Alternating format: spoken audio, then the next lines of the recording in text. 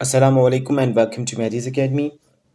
I'm your teacher Said Ghulam Medisha. तो आज जो है हम first year biology for important की पॉइंट्स देखेंगे फर्स्ट ईयर बायोलॉजी में से, ठीक है, for the BSN nursing DPT and form D preparation, जो कि मुख्तलिफ सिंध के कॉलेजेस में हैं, जैसे कि लम्सटाओ और इसके अलावा मुख्तलिफ कॉलेजेस हैं जो कि private and government as well. उनकी प्रिपरेशन के लिए ये नोट्स जो हैं वो बहुत ही वैल्यूएबल और इम्पोर्टेंट साबित होंगे, मुफीद साबित होंगे।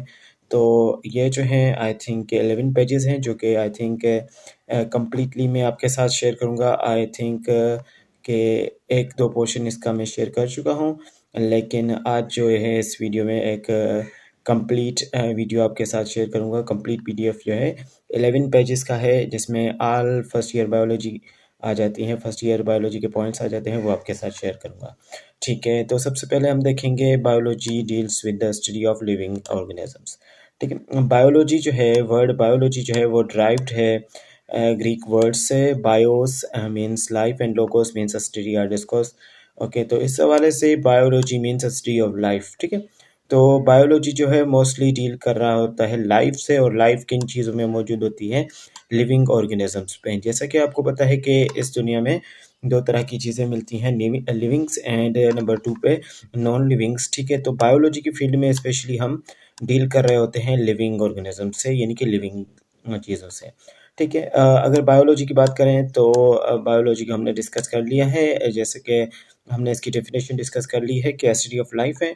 और इसके फादर को जो, यानी कि इसका फादर, इस साइंस का फादर जो है वो अरिस्टोटल को, जो है अरिस्टो को फादर ऑफ द बायोलॉजी माना जाता है।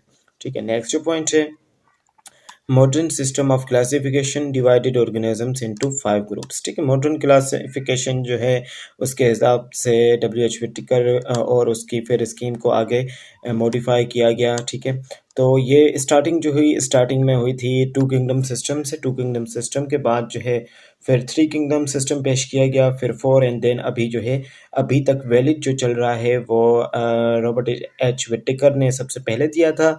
ठीक है, 5 किंगडम सिस्टम, फिर उससे उसमें से ड्रॉबैक जो थे कुछ, उससे रिमूव करके फिर जो है पेश किया गया, जो कि अभी तक वैलिड है, जिसे हम 5 किंगडम सिस्टम कहते हैं। ठीक है, जिसमें सारे लिविंग ऑर्गेनिजम्स जो हैं वो आ जाते हैं। Scope of biology has increased with the introduction of technical fields or study। तो technical fields और study की वजह से scope जो है biology का बहुत ही बढ़ चुका है। ठीक है, life is built on the chemical foundation, जैसा कि हमारी बॉडी में भी बायोकेमिकल्स यानी कि ऑर्गेनिक मॉलिक्यूल्स मिलते हैं।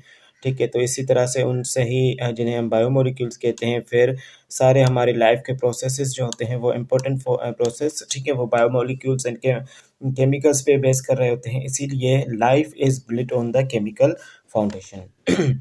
Living organisms exhibit a gradual complexity in the structural and function. अब लिविंग ऑर्गेनिजम्स जो भी होते हैं वो क्या करते हैं, शो करते हैं हमें एक आहिस्ता आहिस्ता, यानी कि ग्रेजुअल कॉम्प्लेक्सिटी किस चीज़ में, अपने स्ट्रक्चर में एंड फंक्शन में। ठीक है, problems in biology are dealt with biological method. ठीक है, अब बायोलॉजिकल प्रॉब्लम और इसे साइंटिफिक मेथड भी कह सकते हैं, लेकिन स्पेशली बायोलॉजी की फील्ड में जो है प्रॉब्लम्स जो कि काज की गई हों पैथोजन से या किसी और किसी एक लिविंग ऑर्गेनिज्म से दूसरे लिविंग ऑर्गेनिज्म में काज की गई हो, कोई एक, जैसे कि बैक्टीरिया काज कर रहा है ह्यूमंस में, तो ये जो होगा एक लिविंग ऑर्गेनिज्म दूसरे लिविंग ऑर्गेनिज्म के लिए कोई प्रॉब्लम काज कर रहा है, डिजीज काज कर रहा है। ठीक है, तो इस तरह की जो प्रॉब्लम्स होंगी, ठीक है, बायोलॉजी के फील्ड में, बायोलॉजी की फील्ड में, तो वो डील की जाएंगी बायोलॉजिकल मेथड से, जो कि डिपेंड कर रहा होता है कुछ स्टेप्स से। कुछ स्टेप्स होते हैं जैसे कि observation, hypothesis and then reasoning, and फिर जो है उसकी रीजनिंग के बाद एक्सपेरिमेंट्स होते हैं। ये सारे प्रोसेस जो हैं स्टेप वाइज, ठीक है, जो कि हम biological method chapter number 2 ninth में पढ़ते हैं, और उसके बाद आई थिंक के नाइन्थ में ही है, अब जो है फर्स्ट ईयर में से बायोलॉजिकल मेथड के टॉपिक को जो है निकाल दिया गया है। ठीक है, तो कुछ इस तरह से बायोलॉजिकल मेथड की वजह से प्रॉब्लम्स जो हैं बायोलॉजी की फील्ड में सॉल्व की जाती हैं। जैसे कि फर्स्ट केस जो था, लेवोरियन ने स्टडी किया था 1880 को, मलेरिया का केस, वो भी बायोलॉजिकल मेथड से प्रूव किया गया है हमारे 9th के बुक में, जो कि बेसिक है। अगर आप बेसिक अच्छा करना चाहते हो तो वहीं से पढ़ लें। ठीक है, एन एडवांस अप्रोच, ठीक है, an advance approach with evolutionary point of view can lead us to the origin of life. उसके बाद बायोलॉजिकल एप्लीकेशंस। अब बायोलॉजिकल एप्लीकेशंस का यूज़ किया जा रहा है, जैसे कि काफ़ी सारी बायोलॉजिकल एप्लीकेशंस अब हम यूज़ कर रहे हैं। वो क्या कर रही हैं, हमें बेटर हेल्थ प्रोवाइड कर रही हैं, बेटर फूड प्रोवाइड कर रहे हैं और बेटर एनवायरनमेंट प्रोवाइड कर रहे हैं। किन चीज़ों के लिए? सारे लिविंग ऑर्गेनिजम्स के लिए, ठीक है। जैसे कि काफ़ी सारी एप्लीकेशंस की मदद से अब हम हमारी डिजीज़ को जो है वो डायग्नोज कर सकते हैं, उन्हें क्योर कर सकते हैं और फूड को प्रिजर्व भी कर सकते हैं और फूड की क्वांटिटी एंड क्वालिटी भी इम्प्रूव कर सकते हैं, ठीक है।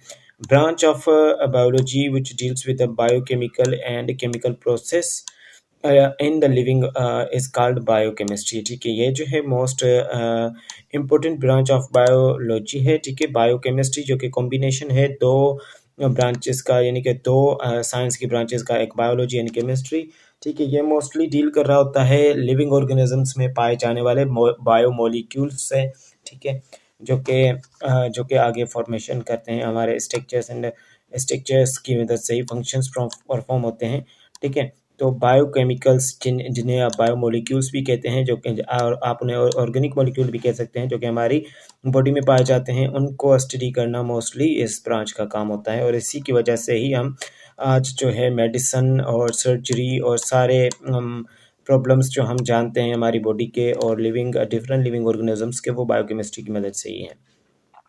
उसके बाद है प्रोटोप्लाज्म। अब प्रोटोप्लाज्म क्या होता है? एक लिविंग मटेरियल होता है, ठीक है, जो कि सेल का सस्पेंशन आप इसे कह सकते हैं। जैसा कि मैंने ये स्ट्रक्चर बनाया है और इसमें फ्लूइड होगा, ठीक है। अंदर न्यूक्लियस में, ये न्यूक्लियस जो ड्रा किया है मैंने, ठीक है, इसमें भी फ्लूइड होगा और ये एरिया जो देख रहे हैं आप, इसे भी साइटोप्लाज्म कहेंगे। साइटोप्लाज्म यानी कि fluid of the cell and nucleoplasm यानी कि फ्लूइड ऑफ द न्यूक्लियस, ठीक है। ये दोनों फ्लूइड, न्यूक्लियस का फ्लूइड एंड सेल का फ्लूइड कंबाइनली क्या करेंगे? प्रोटोप्लाज्म बनाएंगे, ठीक है। प्रोटोप्लाज्म जो है एक लिविंग मटेरियल होता है, ठीक है। Is mainly consist of H2O। ये H2O से बना होता है, ठीक है। 70 to 90%, 70 to 90% जो है, ये एक एस्टीमेट है, साइंटिस्ट को भी अभी कंप्लीटली जो है परफेक्टली नाउन नहीं है, ठीक है, ये वैल्यू। लेकिन 70 to 90% जो है वो प्रोटोप्लाज्म जो है वो H2O से बनता है, ठीक है। बाकी जो उसका 10% आप अगर कहें, या बाकी यानी कि प्रोटोप्लाज्म के वाटर के अलावा जो है protein, carbohydrate, lipid, nucleic acid and conjugated molecules होते हैं, ठीक है। और अगर वाटर जो है किसी तरह से एवापोरेट हो जाए तो उसको जो है वो हम कहेंगे ड्राई वेट कहेंगे। और ड्राई वेट जो है वो यानी कि कार्बन, हाइड्रोजन, नाइट्रोजन, फॉस्फर और सल्फर से बना होता है, ठीक है। 6 एलिमेंट्स होते हैं जो कि मोस्टली ड्राई वेट को कंपोज करते हैं, जो कि हैं कार्बन, नाइट्रोजन, हाइड्रोजन एंड उसके बाद सल्फर एंड फॉस्फोरस, ठीक है, एंड ऑक्सीजन एज वेल, जो कि मोस्ट इम्पोर्टेंट है। ये जो है ये मोस्टली हमारे बायोकेमिकल्स बनाते हैं, ठीक है।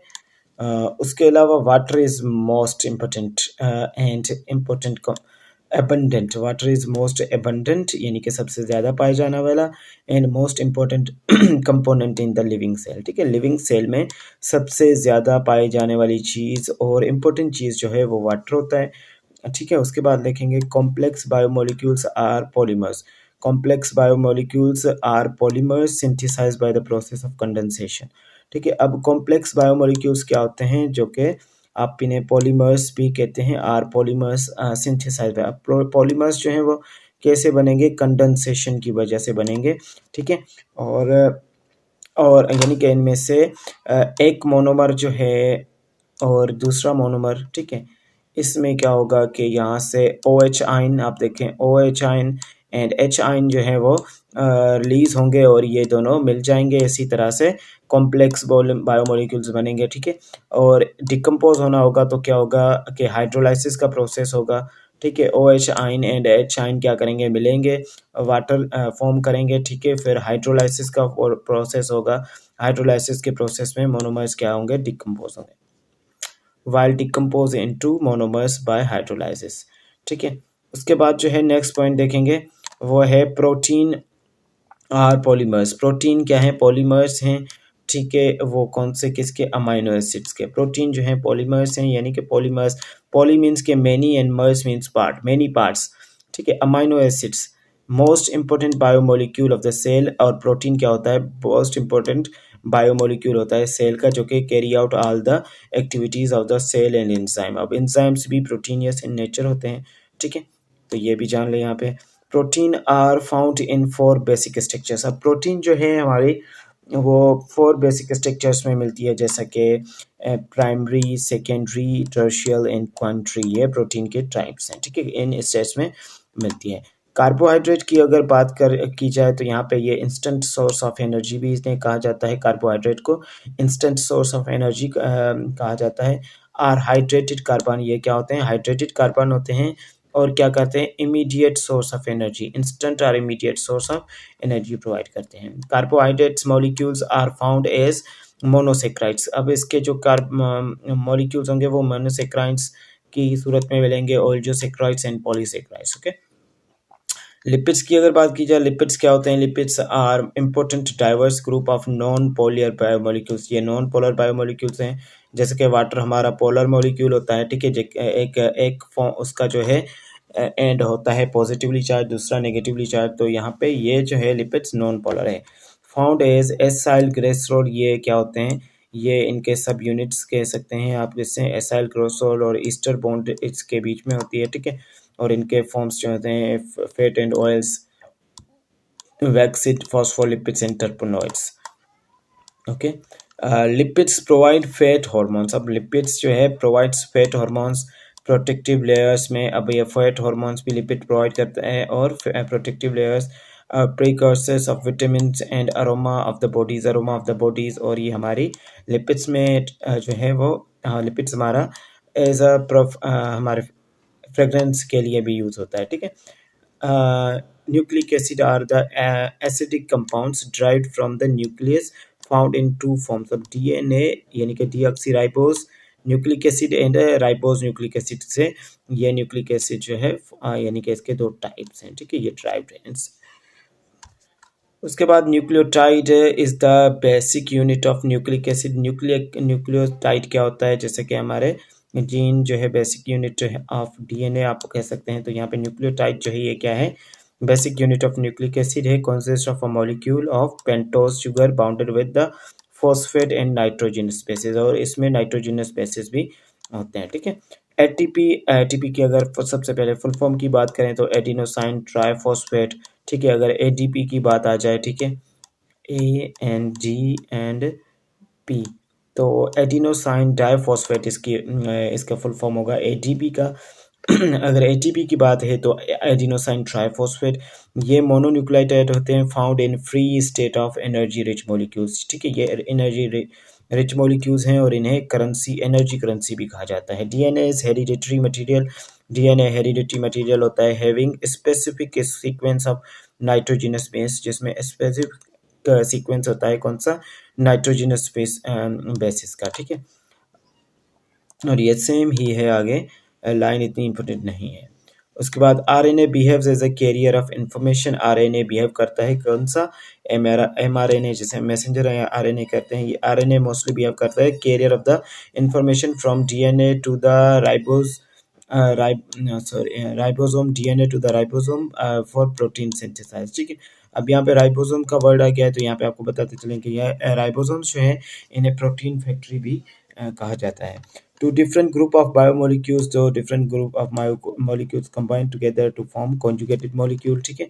conjugated molecule बनाते हैं जिन्हें हम ग्लाइकोसाइड, यहाँ पे ग्लाइकोलिपिड्स, ग्लाइकोप्रोटीन और न्यूक्लियोप्रोटीन और लिपोप्रोटीन कहते हैं, ठीक है। और ये जो है हमारे कंबाइनली अगर एक नाम इन्हें देना चाहें तो ये कॉन्जुगेटेड मॉलिक्यूल्स होते हैं, ठीक है। 2 डिफरेंट टाइप ऑफ मिलेंगे, यानी कि यहाँ पे ग्लूकोज और लिपिड्स मिल रहा है और यहाँ पे ग्लूकोज और प्रोटीन मिल रहे हैं, और यहाँ पे न्यूक्लिक एसिड्स एंड प्रोटीन मिल रहे हैं, यहाँ पे लिपिड और प्रोटीन मिल रहा है। तो ये जो है काफ़ी सारे ग्रुप्स बायोमोलिक्यूल्स के मिलके कॉन्जुगेटेड मॉलिक्यूल्स बनाते हैं, ठीक है।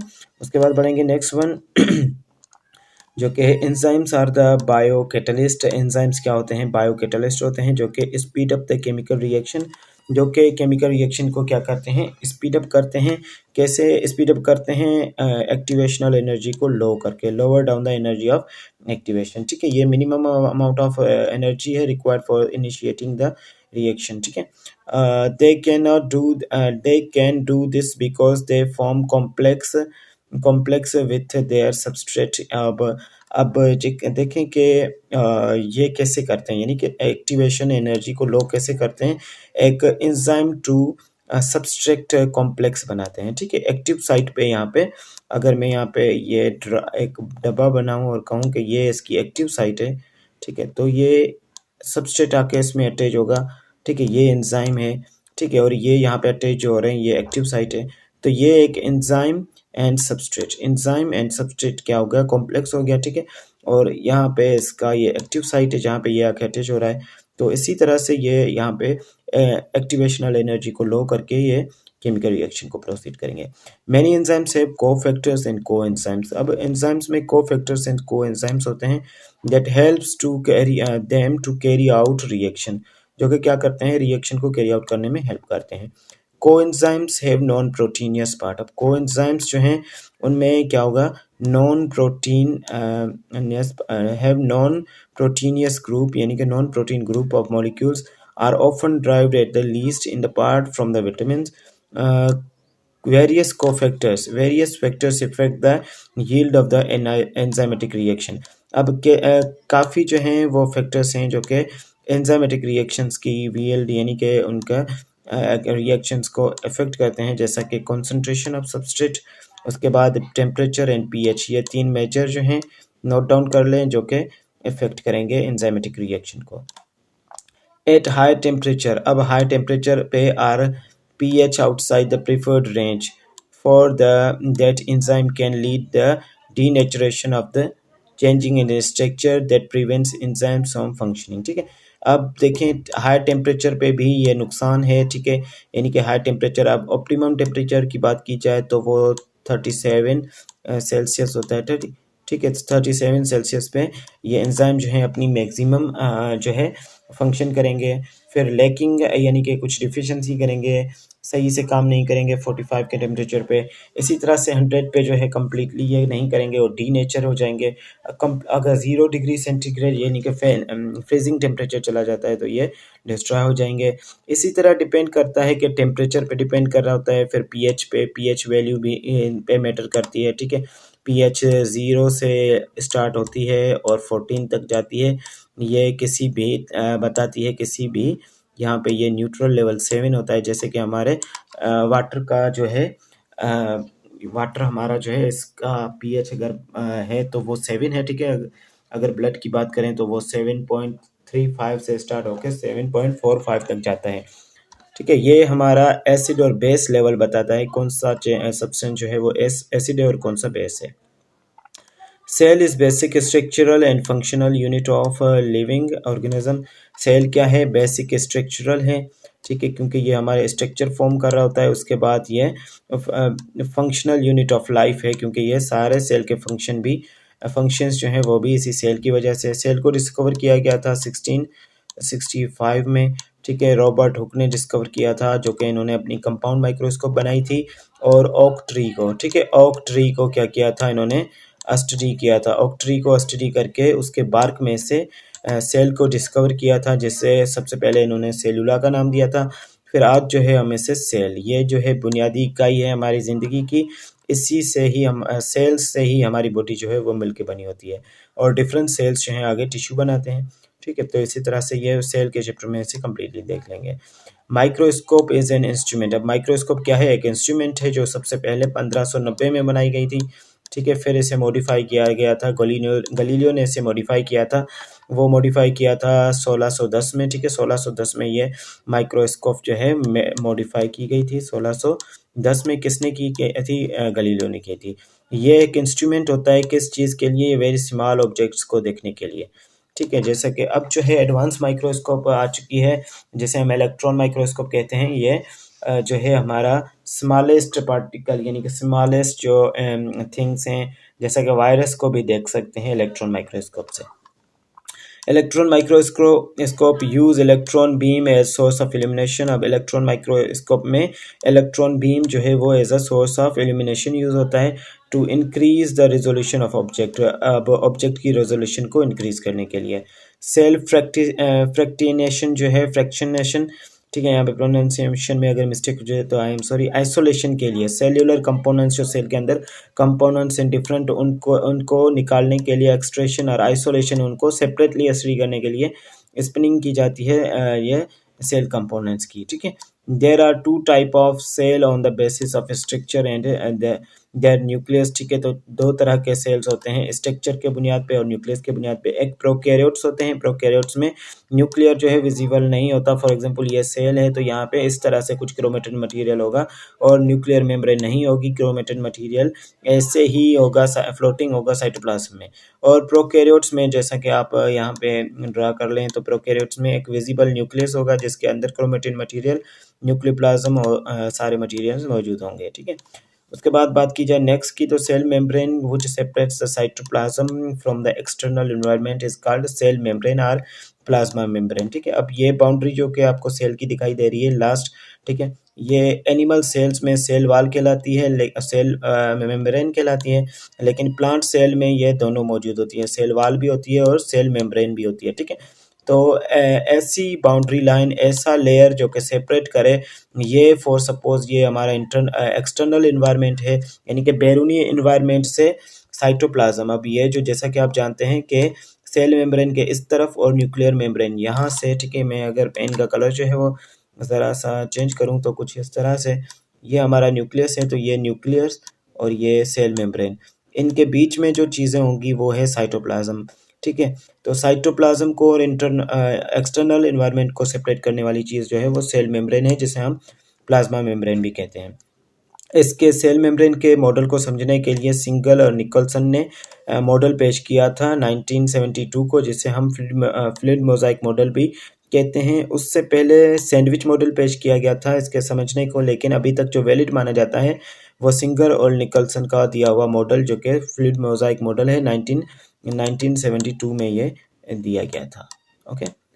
उसके बाद अगर बात की जाए, there are two components of the plasma membrane, plasma membrane के दो कंपोनेंट्स हैं, फास्फोलिपिड एंड प्रोटीन, ठीक है, जिसके जिससे स्ट्रक्चर जो है, यानी कि जिससे प्लाज्मा मेम्ब्रेन मिलकर बनती है।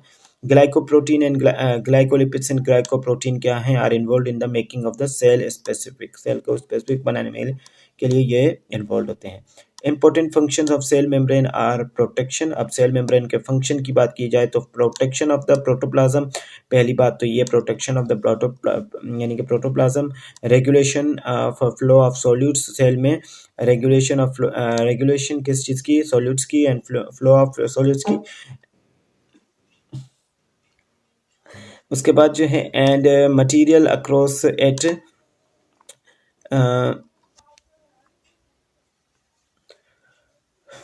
Due to its selective permeability, ठीक है। ये क्या करते हैं, एक तो इनका काम होता है protection of protoplasm, regulation of flow of solutes, उसके बाद ये मटेरियल अक्रॉस, यानी कि ये ट्रांसफरिंग का काम होता है, सेलेक्टिवली परमिएबल होते हैं, यानी कि मटेरियल को सिलेक्ट करके ये आगे बेचते हैं सेल के पास, ठीक है।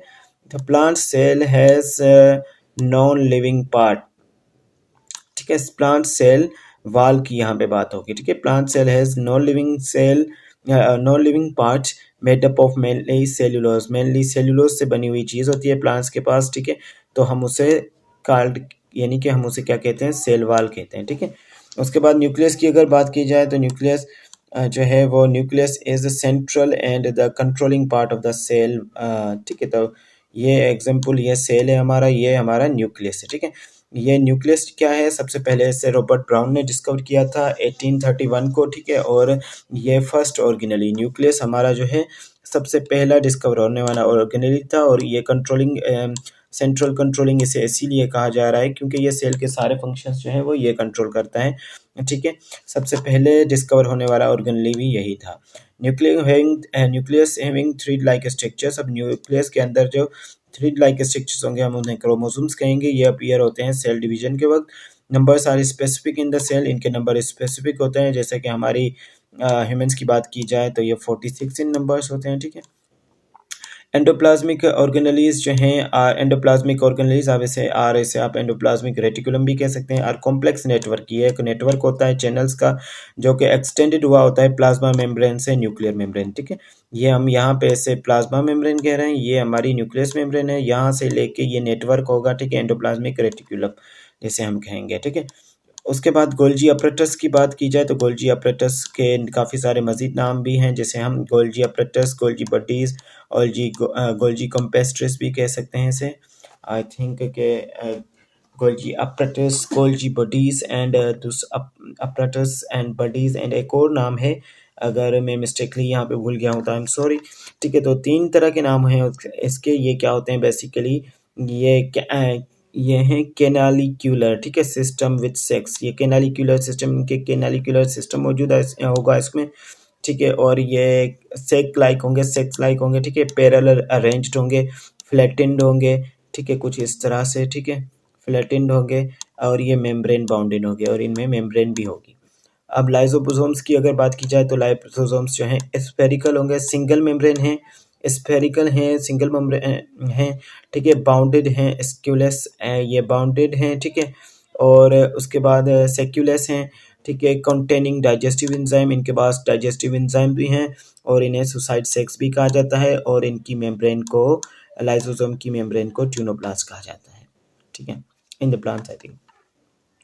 प्लास्टिड्स अब क्या है, प्लास्टिड्स कुछ ऐसे हमारे पिगमेंट्स जिसमें मौजूद होते हैं, फाउंड इन प्लांट सेल, ये प्लांट सेल में मौजूद होते हैं। 3 तरह के प्लास्टिड्स होते हैं, क्लोरोप्लास्ट, ल्यूकोप्लास्ट एंड क्रोमोप्लास्ट होते हैं, ये हमारे प्लास्टिड्स होते हैं, ठीक है, जो कि क्या करते हैं, प्लांट सेल केमिकल सिंथेसाइजर, ये केमिकल सिंथेसाइजर इन्हें माना जाता है।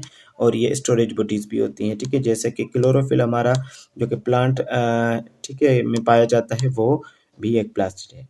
माइटोकॉन्ड्रिया और ये जो है हमारा कॉन्ड्रियोसोम्स, ये हम प्लांट्स में इन्हें कॉन्ड्रियोसोम्स और कॉन्ड्रियोसोम्स कहेंगे। एक्ट एज पावर हाउस, अब ये पावर हाउस का काम करता है because they are the site of aerobic respiration. अब एरोबिक रेस्पिरेशन और कर्ब्स, स्पेशली कर्ब साइकिल का ये मेन पार्ट होता है, ठीक है। तो माइटोकॉन्ड्रिया क्या है, power house of the cell है, एनर्जी प्रोवाइड करता है, इसीलिए हम इसे power house of the cell कहते हैं, ठीक है। उसके बाद अगर बात की जाए पैरोक्सिसोम्स की तो पैरोक्सिसोम्स आर माइक्रोबॉडीज, ये माइक्रोबॉडीज होती हैं, कंटेन एंजाइम्स, ये क्या करती हैं, इसमें पैरोक्सिसोम्स में एंजाइम्स होते हैं for transferring hydrogen atom to oxygen from hydrogen peroxide, ठीक है। ये यहाँ पे आप देख सकते हैं, for for transferring hydrogen atom को ट्रांसफर करने के लिए एटम टू ऑक्सीजन की तरफ, forming hydrogen peroxide. Hydrogen peroxide एक टॉक्सिक जो है कंपाउंड है, ठीक है। उसके बाद glycosomes another type of microbodies, ये भी माइक्रोबॉडीज हैं, responsible for the conversion of molecules of fatty acid into sugar. अब ये फैटी एसिड के मॉलिक्यूल्स को जो है शुगर में कन्वर्ट करने के रिस्पॉन्सिबल होते हैं। Network of fibrous protein give the 3 dimensional structure cell called cytoskeleton. Cytoskeleton की डेफिनेशन क्या है, ये एक फाइब्रस प्रोटीन के क्या हैं, नेटवर्क हैं जो कि 3 डायमेंशनल स्ट्रक्चर प्रोवाइड करेंगे टू द सेल, उसे हम साइटोस्केलेटन कहेंगे। Ribosomes may be regarded as protein factory, जब राइबोसोम्स को प्रोटीन फैक्ट्री कहा जाता है क्योंकि प्रोटीन सिंथेसाइज का काम इसका होता है, ठीक है। उसके बाद सेंट्रोल्स आर द डार्क बॉडीज, सेंट्रोल्स क्या हैं, डार्क बॉडीज हैं, ये अपीयर होती हैं न्यूक्लियस बिफोर सेल डिवीजन, ये सेल डिवीजन ठीक है से पहले जो है न्यूक्लियस में, यानी कि उस टाइम ये होंगी, शो होंगी। एनिमल्स एंड लोअर प्लांट, ये in the animals and low plants cell में। Vacuoles are non protoplasmic liquid, ठीक है, कैविटीज सराउंडेड बाय ट्यूनोप्लास्ट। अब लाइसोसोम्स की जो मैंने ऊपर बात की थी, वो पॉइंट जो थी वो गलत थी। वैक्यूल्स जो हैं उनके जो है यानी कि लेयर्स को हम टोनोप्लास्ट कह रहे हैं, ठीक है, ये पॉइंट लाजमी से क्लियर कर ले। उसके बाद living organisms are classified, living organisms को क्लासीफाई किया है on the basis of homologies की मदद से, कंपेरेटिव बायोकेमिस्ट्री की मदद से एंड साइटोलॉजी एंड जेनेटिक्स की मदद से। लिविंग ऑर्गेनिजम्स को जो है वो सारा अब बायोकेमिस्ट्री के आने की बाद जो है ये सारा इन्हें एडवांसमेंट मिली है स्टडी में।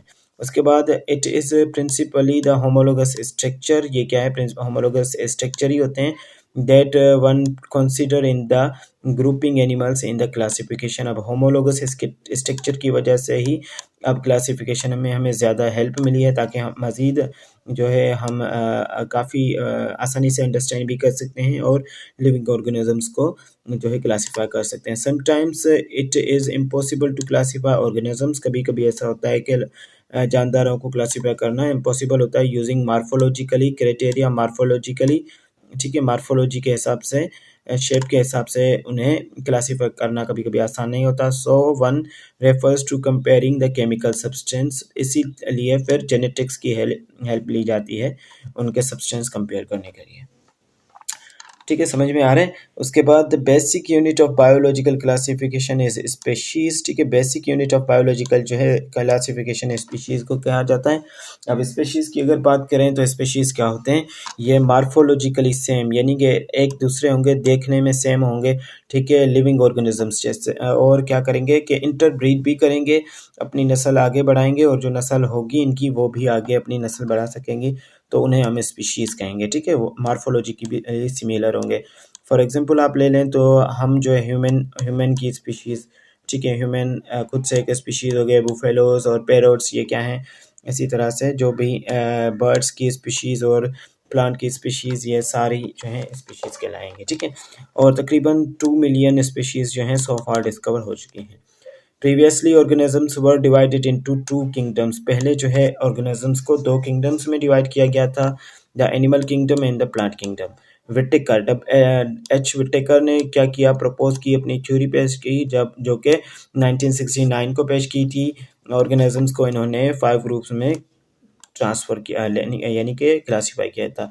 फिर मार्गल्स एंड शिवास जो आते हैं, फिर इनमें ड्रॉबैक के, यानी विटेकर की जो थ्योरी पेश की गई थी, यानी कि किंगडम सिस्टम, 5 किंगडम सिस्टम जो था, उसमें ड्रॉबैक फाउंड करते हैं ये, फिर उसे सजेस्ट करते हैं, मॉडिफाई करते हैं, और उसमें जो ड्रॉबैक था, multi cellular LG should be remove from the plant, फिर मल्टी सेलुलर एलजी जो कि प्लांट में रखी गई थी उससे रिमूव करके एक अलग से उन्हें एलजी के जो है किंगडम में डाल देते हैं।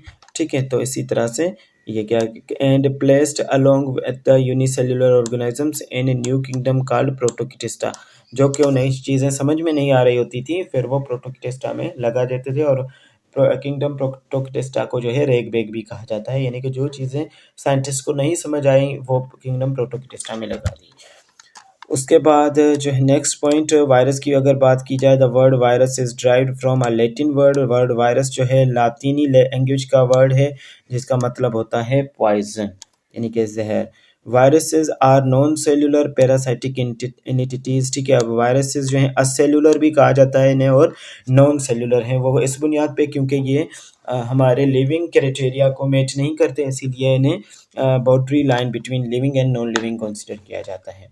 वायरसेस में कंसिस्ट ऑफ वायरल जीनोम, ये वायरल जीनोम से बने होंगे, कैप्सिड से, इनविलप से, वायरल इनविलप एंड टेल फाइबर से मिलके बने हुए होते हैं। मे कंसिस्ट ऑफ, इसका मतलब कुछ वायरस ऐसे होते हैं जो कि सिंपल स्ट्रक्चर के साथ भी आते हैं, और दूसरे जो हैं वो ये सारे स्ट्रक्चर इनमें पाए जाते हैं। A viral reproductive cycle that culminates into death of the host cell, एक साइकिल जिसमें होस्ट सेल की डेथ हो जाए, एक वायरस का रिप्रोडक्टिव साइकिल है, उसे हम लाइटिक साइकिल कहेंगे, lytic cycle, okay. In contrast to lytic cycle which kills the host, lytic cycle में होस्ट की मौत हो जाती है। लाइसोजेनिक साइकिल क्या करता है, रिप्लिकेट्स द वायरल जीनोम। अब लाइसोजेनिक साइकिल में जो है वो वायरल जीनोम रिप्लिकेट होता है विदाउट डिस्ट्रॉइंग होस्ट, और होस्ट इसमें उसको नुकसान नहीं रसाया जाता। Virus cause many wide spread disease, अब वायरस जो है काफ़ी डिजीजेस पैदा करते हैं, जैसे yellow fever, rabies, measles, mumps and AIDS ETC. Prokaryotes are unicellular organism, prokaryotes ऐसे लिविंग ऑर्गेनिजम्स होते हैं जिनमें न्यूक्लियर जो है वो विजिबल नहीं होता, ये यूनिसेलुलर ऑर्गेनिजम्स होते हैं। ठीक है, जिसमें क्या होता है, cell content single DNA molecule coiled in the loop and not enclosed in a nuclear membrane, और न्यूक्लियस की मेम्ब्रेन में भी इनका डीएनए या जेनेटिक मटेरियल, और आप ऐसे क्रोमेटिन मटेरियल भी कह सकते हैं, वो जो है इनक्लोज्ड नहीं होगा किसमें, न्यूक्लियर मेम्ब्रेन में। एंटोनी वॉन लिवनहुक जो थे वो फर्स्ट थे जिन्होंने ऑब्जर्व किया था माइक्रो ऑर्गेनिज्म को, ठीक है। He constructed simple microscope and observe drop of water. इन्होंने various samples of drop of water यानी कि मुख्तलिफ सैंपल्स इन्होंने स्टडी किए। फिर इन्हें फर्स्ट लिविंग ऑर्गेनिज्म यानी कि फर्स्ट लिविंग सेल जो था वायरस का जो था, जिसको इन्होंने एनिमल क्लेस का नाम दिया था, वो इन्होंने डिस्कवर किया था। Bacteria are pioneers of cellular organization, जैसे कि मैंने कहा कि सर एंटोनी वान लेeuwenhoek ने बैक्टीरिया को सबसे पहले डिस्कवर किया और एनिमल क्लस का नाम दिया, ठीक है। तो इसीलिए बैक्टीरिया को पायोनियर ऑफ द क्या कहा जा रहा है, pioneer of the cellular organization. And strictly unicellular, however the cells of some species may remain associate after cell division and colonial form। Mesosomes की अगर बात की जाए तो मीजोजोम्स क्या होते हैं? मीजोजोम्स आर इन्वेजिनेशंस, ये एक एक्स्ट्रा इन्वेजिनेशंस होती हैं, सेल मेम्ब्रेन में होती हैं, कहाँ पे? Into the cytoplasm. मीजोजोम्स जो हैं are in the form of vesicles, tubules and lamellae की फॉर्म में भी ये हमें मिल सकते हैं। ओके, फंक्शन ऑफ मीजोजोम्स अगर बात की जाए is to help DNA replication में हेल्प करते हैं, सेल डिवीजन में हेल्प करते हैं, और बैक्टीरिया में ये रेस्पिरेशन और एक्सपोर्ट ऑफ द एंजाइम्स का काम करते हैं ये mesosomes. Bacteria are difficult classify, bacteria को क्लासीफाई करना डिफ़िकल्ट होता है। टेक्सोनोमिस्ट जो हैं क्लासीफाई करते हैं काफ़ी सारे क्राइटेरिया यूज़ करके, जैसे कि शेप की बुनियाद पे बैक्टीरिया को डिवाइस करते हैं, लोकोमोशन की बुनियाद पे, पिगमेंट्स और स्टेनिंग प्रॉपर्टीज़ और nutrition requirement and appearance of the bacteria, bacterial colonies के हिसाब से इसे डिवाइड करते हैं, ठीक है। यानी कि साइंटिस्ट जो कि टेक्सोमिस्ट यानी टेक्सोनोमिस्ट होते हैं। Some bacteria are killed in the presence of oxygen, काफ़ी बैक्टीरिया जो हैं ऑक्सीजन की प्रेजेंस में मारे जाते हैं, जिन्हें हम ऑब्लिगेट एनारोब्स कहते हैं, ठीक है।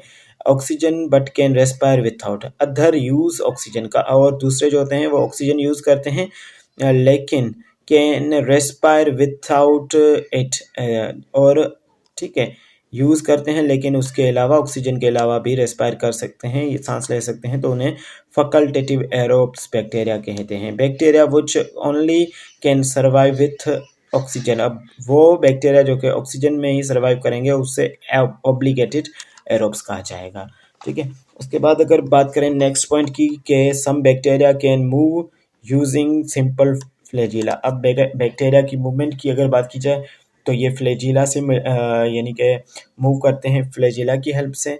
That are attached with unique wheel like structure, जो कि एक यूनिक व्हील लाइक स्ट्रक्चर से अटैच हुआ होता है। Bacteria act on dead plants and animals. Bacteria act upon dead plant and animals bodies and decompose various organic compounds into simpler forms such as nitrates, sulfates and phosphates etc for utilization by the green plant again, ठीक है। और जैसे कि bacteria और fungi जो हैं वो यानी एडवांस्ड यानी कि डिकम्पोजर्स भी कहा जाता है। ये मोस्ट ऑफ द हमारा डेड मटेरियल जो है प्लांट का और एनिमल का ये खा जाते हैं, यानी कि ये क्या करते हैं, इन्हें डिकम्पोज करते हैं और ये अगेन रीयूजेबल यानी कि बनाते हैं, वापस से यूज़ होने के काबिल बनाते हैं, किसके लिए? एनिमल्स एंड प्लांट्स के लिए, सॉरी प्लांट्स के लिए, ग्रीन प्लांट्स के लिए।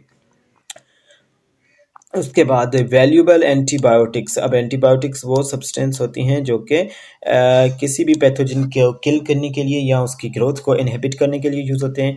तो valuable antibiotic drug have been obtained from the bacteria से डिस्कवर की गई हैं। याद रखिएगा कि पहली एंटीबायोटिक जो थी वो पेंसिलिनियम नोटेटम, जो कि एक फंजी से डिवाइड की गई थी, फंगस से डिराइव की गई थी, जिसका नाम था पेंसिलिनियम नोटेटम। ठीक है, इससे 1928 में फ्लेमिंग ने डिस्कवर किया था। उसके बाद जो है इस इन्हों को फ्लेमिंग, चेन एंड फ्लोरी को 1940 में नोबेल प्राइज भी दिया गया था। ठीक है, तो बैक्टीरिया से बनाई जाने वाली एंटीबायोटिक जो एग्जाम्पल हैं थायरोथाइसिन, थायरोमाइसिन और सप्टिलाइन भी से और अभी काफ़ी ज़्यादा भी बन चुकी हैं। Riboflavin is vitamin produce by Clostridium bacteria. Riboflavin जो है हमारी विटामिन, वो कोलेस्ट्रीडियम बैक्टीरिया से बनती है। जेनेटिकली इंजीनियर्ड बैक्टीरिया, अब जेनेटिकली इंजीनियर्ड बैक्टीरिया यानी कि ई कोलाई बैक्टीरिया, अब इसका फुल फॉर्म जो है वो इस्चेरिचिया कोलाई बैक्टीरिया है। Already been promoted to make the human growth hormones. अब ई कोलाई बैक्टीरिया से जो है हमारी इंसुलिन भी बनती है, ठीक है, और ग्रोथ हार्मोन भी बनते हैं for the treatment of deficiencies in children and insulin for the diabetic patient. अब डायबिटिक पेशेंट को जो इंजेक्शंस दी जाती हैं इंसुलिन की सूरत में, वो इस्चेरिचिया कोलाई बैक्टीरिया से बनती हैं। पहले ये इंसुलिन निकाली जाती थी हॉर्सेस से, काफ़ी सारे पिग्स से भी निकाली जाती थी, लेकिन अब जो है इस बैक्टीरिया से जो है कम ही टाइम में काफ़ी ज़्यादा इंसुलिन ड्राइव की जाती है इस्चेरिचिया कोलाई बैक्टीरिया से। एंटीबायोटिक्स आर केमिकल सब्सटेंस, ये केमिकल सब्सटेंस होते हैं produced by certain micro organisms. ये कौन माइक्रो ऑर्गेनिजम्स ही प्रोड्यूस करते हैं जो कि इनहिबिट करती हैं और किल करती हैं अदर लिविंग ऑर्गेनिजम्स को। Antibiotics have a dramatic impact on the treatment of the infectious disease. अब इन्फेक्शन की जो भी डिजीजेस होती हैं उसमें ये इंपॉर्टेंट रोल है एंटीबायोटिक का। जब से सबसे पहले जो है जैसा कि मैंने आपको बताया कि फंगस जो थी पेनिसिलियम नोटेट्रम में से ली गई थी। पेनिसिलिन जो है सबसे पहली एंटीबायोटिक है। तो ये सबसे अब तक वहाँ से उस पीरियड से लेके अब तक जो है इन्फेक्टिशियस डिजीज़, इन्फेक्शन क्या होता है, ठीक है, यानी कि कोई ऐसा एरिया, ठीक है, कोई ऐसी चीज़ यानी कि ग्रोथ कहाँ पे प्रेजेंस किसी भी ऑर्गन में, presence of the pathogen and growing of the pathogen को जो भी इंडिकेट करे, जो भी साइन, हम उसे इन्फेक्शन कहेंगे। तो इन्फेक्टिशियस डिजीज़ को अच्छी तरह से एशियन टू पुराने ज़माने से अभी तक क्योर करने में जो चीज़ काबिल है वो एंटीबायोटिक है। Nostick found in colony called flamint. The flaments are intermixed in gelatinous mass forming ball-like structure called synovium. ठीक है, ये पॉइंट इतनी ज़्यादा इंपॉर्टेंट नहीं है।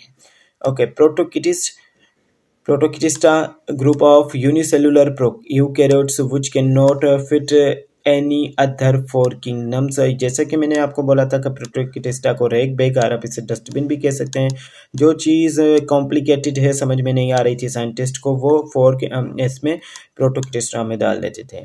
ड्यू टू द डाइवर्सिफिकेशन की वजह से biologist regard Protoctista kingdom as a polyphyletic group, यानी कि मैनी एंसेस्टर्स, ये काफ़ी सारे एंसेस्टर्स कहीं से भी, जैसे कि रैग बैग ही है, बस कहीं से भी जो आता है इसमें डाल देते हैं, इससे प्रोटोकिटिस्टा वाले बैग में डाल देते हैं कि बेटा तू चलो, अगर समझ में नहीं आ रही, हमारे पल्ले नहीं पड़ रहे हो तो चलो प्रोटोकिटिस्टा में बैठ जाओ। Plant like protist are algae, okay, Chlorella and Ulva जो है वो प्लांट लाइक प्रोटोकिटिस्ट हैं। फंजी लाइक जो है वो है slime mould and water mould, ठीक है। उसके बाद एनिमल लाइक जो है वो आल प्रोटोजोन्स, जैसे गिलिना वगैरह, ये एनिमल लाइक हैं। Algae differs from plants by being aquatic. Plant से अल्जे कैसे डिफरेंट है, क्योंकि ये एक्वाटिक है और their zygote is not protected by a parent body. Okay, अब क्लोरेला की बात की जाए, क्लोरेला क्या है, एक फ्रेश वाटर अल्जे है जो कि फ्लोटिंग इन द मिलता है, हमें फ्लोटिंग करते हुए मिलता है, स्टेगनेंट यानी कि ठहरे हुए पानी में। अल्वा क्या है, shows isomorphic alternation of generation. Alva जो है आइसोमॉर्फिक अल्टरनेशन ऑफ जनरेशन हमारी शो करता है, ठीक है। उसके बाद फोटोफोथोरा क्या होता है, फाइटोफोथोरा जो है पैथोजेनिक ऑर्गेनिज्म है, काजिंग क्या है, लेट ब्लाइट इन पोटैटो में ये डिजीज काज करता है, फाइटोफोथेरा। उसके बाद protozoa are divided into 5 classes, इनको 5 क्लासेस में डिवाइड किया गया है according to their locomotion. Amoeba जो है ये क्या है, हिस्टोलिकिटा काज ह्यूमन डायसेंट्री। ओमेबा हिस्टोलिकिटा क्या करता है, ह्यूमन डायसेंट्री जो है काज करता है। कॉमन एग्जांपल ऑफ स्पोरोजोआन एंड उसके बाद प्लाज्मोडियम जो है, इसके एग्जांपल्स हैं malaria, parasite causing malaria fever. Okay, उसके बाद अगर बात की जाए नेक्स्ट की, जो कि है नेक्स्ट पॉइंट, आई थिंक कि इसको हम नेक्स्ट वीडियो में देखेंगे, क्योंकि वीडियो जो है वो काफ़ी ज़्यादा लंबा हो चुका है। तो मिलते हैं नेक्स्ट लेक्चर में। अल्लाह हाफ़िज़।